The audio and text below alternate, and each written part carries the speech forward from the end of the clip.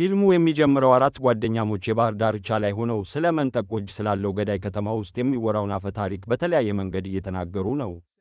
ታሪኩን እርስ በእርሳቸው ስለሚያቋርጡት ፈጽሞ ሊጨርሱት አልቻሉም። ይህም የወጣትነት ትዕይንቱን ባህሪ ያሳያል። ቡድኑ ሁለት ጥንዶችን ያቀፈ ሲሆን አስፈሪ ታሪኮቹን ከተጨዋወቱ በኋላ ወደ ተለያዩ ከተሞች ሲሄዱም ግንኙነታቸውን እንደሚያስቀጥሉ ቃል እየተገባቡ ስለ ፍቅራቸው ማውራት ይጀምራሉ። ነገር ግን ቤሪ ሰላምን ለመጠበቅ የወደፊት ሕይወታቸው የተጠበቀ እንደሆነ ለሴት ጓደኛው ይዋሻል። ሌሊት ስለነበረና ቤሪ ስለጠጣ መኪናውን የሚያሽከረክረው ሬይ ነበር። ነገር ግን ቤሪ እብሪተኛ በሆነ መንገድ ከመኪናው ሰንሩፍ ላይ ሆኖ ለመቆም አጥብቆ ይሞክራል። ሬይ መንገዱን ለቅጽበት ማየት ሲያቆም አደጋ ያጋጥማቸዋል።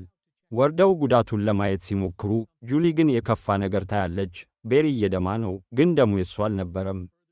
ትንሽ ራቅ ብሎ መንገዱ ላይ የአንድ ሰው አስከሬን ያያሉ። ሬይ የልብ ምቱን ይፈትሻል፣ ምንም የለም። የሞተም ይመስላቸዋል። ፍርሃት ይነሳል። ቤሪ ፖሊስ እንደማያምናቸውም ይከራከራል፣ በተለይ የራሱ መኪና የተሳተፈበት ስለሆነ። ግን ይህ ቀላል የመኪና ግጭት ብቻ አይደለም።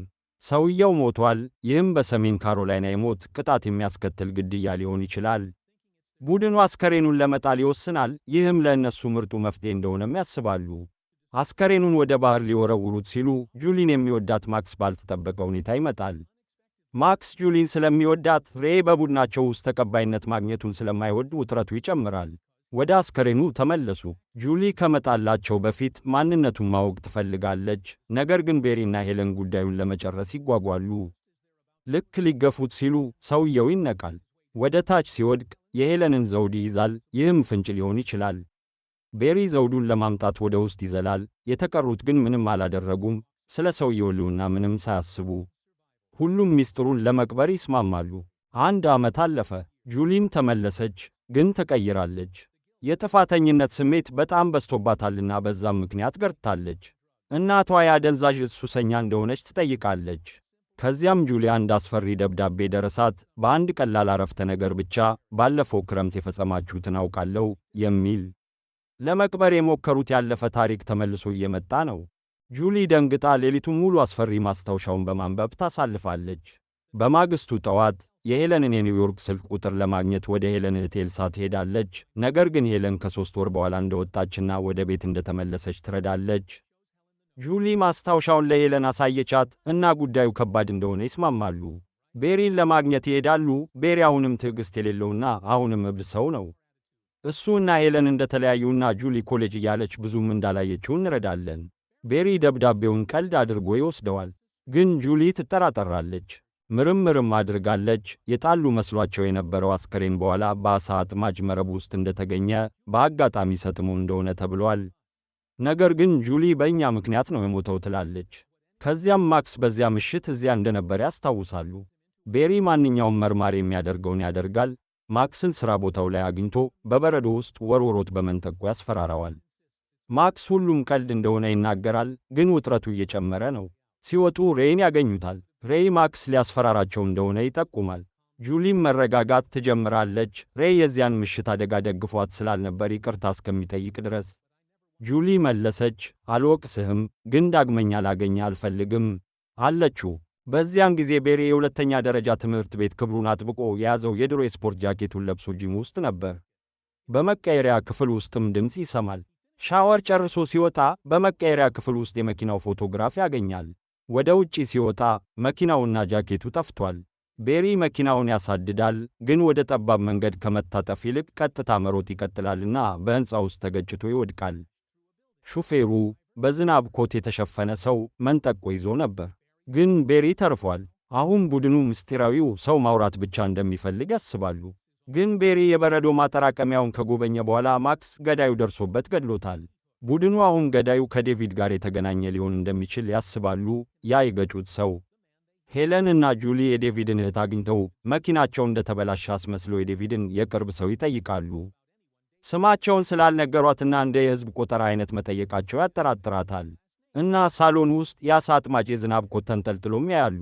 ሄለን ዳዊት መሞት ፈለጎ እንደነበር ማሰብ ትጀምራለች። ባለፈው ዓመት በዚያው መንገድ ላይ የነበረችው እጮኛው ስለሞተች።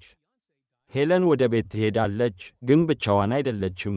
ትንሽ ራሷን ስትንከባከብ ገዳዩ ክፍሏ ውስጥ ሰርጎ ገብቶ ቁም ሳጥን ውስጥ ይደበቃል።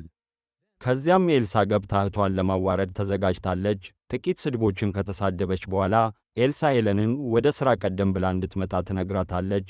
ምክንያቱም የራስ እንክብካቤን ከማበላሸት በላይ ፍቅርን የሚገልጽ የለምና።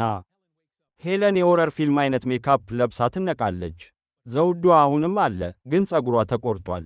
መስተዋቱን ትሰብራለች፣ ምናልባት በመጥፎ የፀጉር አቆራረጥ ወይም በሚያስፈራው መልእክት። አሳ አጥማጁ ጁሊ በመንገድ ላይ ናት። ከመኪናው ሻንጣ ክፍል ድምፅም ትሰማለች። ፖሊስ ከመጥራት ወይም በሕዝብ ቦታ ከመቆም ይልቅ አስፈሪ መንገድ ላይ ቆማ ለመፈተሽ ትወርዳለች። እንደ ተጠበቀው በክራብና በማክስ አስከሬን ተሞልቷል። ነገር ግን ለምስክርነት ክፍት ከማድረግ ይልቅ ጁሊ የሻንጣውን ክፍል ዘጋቸውና ወደ ሄለን ቤት ሮጠች። ሰዎች ሬሳ አገኘሁ እያለች ሲመለሱ ግን የሻንጣው ክፍል ንጹሕ ነው፣ ምንም የለም። ልክ አሳ አጥማጁ በ5 ደቂቃ ውስጥ ያለምንም ዱካ እንዳጸዳው። በመቀጠል ሬይን ያገኙታል። ቤሪ ተናደደና ሬይን ገዳይ ነው ብሎ መክሰስ ጀመረ። ጁሊ ፍንጭ እንዳገኘች ትናገራለች። ቢሊ ብሉ የዴቪድ ጓደኛ ነው የተባለው ግን በትምህርት ዓመት መጽሐፍ ውስጥ የለም። በዚያን ጊዜ ቤሪና ሄለን ወደ ጁላይ 4ኛ የፓራዴ በዓል ያመራሉ። ሄለን በዚያ አስፈሪ ጠዋት በኋላ ፀጉሯን ለማሰራት ጊዜ እንዳገኘች ግልጽ ነው። ከዛም ባለ መንጠቆ የለበሰውን ሰው በሕዝቡ መካከል ታየዋለችና ቤሪ ያሳድደዋል። የዝናብ ኮቱን ለብሶ ደስታ ላይ የነበረ አንድ አዛውንት ላይ ይዘላል። ሄለን ጥቂት ተጨማሪ አጠራጣሪ ኮት የለበሱ ሰዎችን ታያለች፣ ግን ከዚያ አንድ ሰው ከጣሪያ ላይ መንጠቆ ይዞ ቆሟል። በዚያን ጊዜ ጁሊ ወደ ሚሲ ቤት ትደርሳለች። ሚሲ በቢላዋ በዘፈቀደ ሰላምታ ሰጥታለች። ሚሲ ለጁሊ ዴቪድ መሞት እንደፈለገ ትነግራታለች። ማስታወሻ ትቶም ነበር፣ እናም በኢንሹራንስ ገንዘብ ምክንያት ለፖሊስ አልተናገረችም። ጁሊ ማስታወሻውን ታየዋለችና ያገኘችው ደብዳቤ በተመሳሳይ የእጅ ጽሑፍና ወረቀት ላይ እንደሆነ ትገነዘባለች።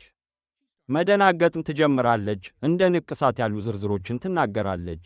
ሚሲ ግን ዴቪድ ንቅሳት እንደሌለው አጥብቃ ትናገራለች እና ጁሊን ከአጥሯ ታስወጣለች። ከዚያም ዴቪድን እንዳልገደሉት ስለተረዳች ጁሊ ደነገጠች። ገዳዩ ማን እንደሆነ እንደማታውቅ ለሁሉም ለመንገር ወደ ከተማም ተመለሰች። በዚያን ጊዜ ሄለን ትርጉም በሌለው የዓሣ ጭብጥ ባለው የውበት ውድድር ላይ ናት። ቤሪ ጠባቂ ሆኖ ከሰገነት ላይ እንደ ጭልፊት እየተመለከተ ነበር። ነገር ግን የውበት ውድድሩ ላይ ቤሪ ይገደላል። ሄለንም መድረክ ላይ እየጮኸች ወደ ቤሪ ለመሄድ ትሞክራለች፣ ግን ሕዝቡ ትርኢቱን እንዳበላሸች ያስባል። አንድ ፖሊስ ጣልቃ ገብቶ ሲጠይቃት ሄለን ቤሪ እየሞተ እንደሆነ ትናገራለች፣ ግን ሰገነቱን ሲፈትሹ ምንም የለም። ፖሊስ ቀልድ አድርጎ ትቶት ወደ ቤት ሊወስዳት ይሞክራል። ወደ ቤታቸው በሚሄዱበት መንገድ በመንገድ መዘጋቱ ምክንያት አጠራጣሪ በሆነ የኋላ መንገድ ያልፋሉ። እርዳታ የሚፈልግ ሰው ያለበት መኪናም ቆሟል። ገላጭ ይዘት እሱ ባለ መንጠቆ ሰው ነው። ፖሊሱን ይወጋና ይገለዋል። የኋለኛው ወንበር ላይ ተቆልፋ የነበረችውን ሄለንንም ይከታተላል። ነገር ግን መኪናው ያረጀ ስለሆነ ሄለን መስኮቱን በጫማዋ ሰባብራ ትሸሻለች። ወደ ቤተሰቧ መደብርም ትሮጣለች። ኤልሳ የ16 ሰዓት ፈረቃዋን እየሰራች ነበረ። ሄለን ትጮኻለች። ኤልሳ ምላሽ ለመስጠት ትቸገራለችና በሩን ከመቆለፏ በፊት በመንጠቆ ትመታለች። ገዳዩ ሰው በሸራ ስር ተደብቆ በድራማዊ ሁኔታ ይዘላል፣ ነገር ግን ይጣበቃል። ይህም ሄለንን ለማምለጥ ዕድል ይሰጣል። ሄለን ወደ ላይ ትወጣለች፣ ከመስኮት ለመዝለልም ትሞክራለች። እንደ ባለሙያ ታርፋለች። ርችቶች ሲፈነዱ ወደ ጠባብ መንገድም ትሮጣለች። ሕዝቡንም ታያለች፣ ግን ያለምንም ምክንያት ትዞራለች። ገዳዩም ይይዛታና ይገድላታል። ጁሊ በመጨረሻ አንዳንድ የመርማሪ ሥራዎችን እየሠራች ነበር። የዴቪድ እጮኛ አባት የመጀመሪያው ባለመንጠቆ ሰው ዴቪድን እንደ በቀል ገድሎት ሊሆን እንደሚችል ተገነዘበች። ሬይን ለማናገር ትሄዳለች። የእሱን ጀልባ ቢሊ ብሉ እንደሚባል ትመለከታለችና አንተ ነህ ገዳዩ ብላ መሮጥ ትጀምራለች። ሬይ ንጹሕ እንደሆነ ይናገራል፣ ግን ሬይ አሁንም ጁሊን እያሳደደ ነው። አንድ ሰውም ሬይን ይመታዋልና ጁሊን ወደ ጀልባው እንድትገባም ይነግራታል። ጀልባው ውስጥ እንደገባች የተሟላ የሆረር ስክራፕ ቡክ ታገኛለች። በውስጡም የዝናብ ኮት፣ አስፈሪ ፎቶግራፎችና ከጋዜጣ የተቆራረጡ ነገሮች አሉ። በቀላሉ እኔ ገዳዩ ነኝ የሚል ምልክት። ከዚያም ሰውየው ገብቶ ትክክል ነበርሽ ይላል። ጁሊም ፍሌር ሽጉጥ ትይዛለች፣ ግን ሳታስበው ትጥለዋለች እና ሰውየው ወደ ባህር ይወስዳታል። በዚያን ጊዜ ሬይ በሕይወት አለና ሌላ ጀልባ ይዞ ይሄድና ይቀላቀላል። ቤን የገዳዩ ስም በመጨረሻ ተገለጠ። ይሰማልና ኢላማ ይለውጣል፣ ምክንያቱም በአንድ ጊዜ ብዙ ግድያ ማድረግ አይችልም። ሬይ እና ቤን ይታገላሉ። ጁሊም ሞተር ክፍል ውስጥ ትደበቃለች። ሬይ በውጊያው መካከል ጁሊ እያለ ይጮዋል። ከዚያም ጁሊ በውጊያው መካከል ሬይ ብላ ትጮዋለችና ታዘናገረዋለች። ስለዚህ ቤን ወደ ውቅያኖስ ውስጥ ይጥለዋል። ነገር ግን ሬይ መረብ ይይዛልና እንደ ኒንጃ ተንጠልጥሎ ይቆያል። ጁሊ የዓሣ ሳጥን ውስጥ ትደበቃለችና የሞቱ ጓደኞቿንም አገኘችና ትጮዋለች። ቤን ይሰማልና ቢንጎ ይላል።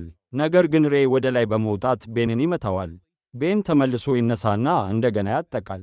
ጁሊን ሊያጠቃት ሲሞክር እጁ በገመድ ይያዛል። ሬይ ሙሉ በሙሉ ይጎትተዋል፣ ይህም እጁ እንዲቆረጥ ያደርጋል። ከዛም ገመዱ የቤንን እግር ይይዛልና ወደ ባህሩ ውስጥ ይጎትተዋል። በኋላ ፖሊሶች እጁን ብቻ ያገኙታል። ይህም በቀጣዩ ክፍል እንገናኛለን ማለት ነው።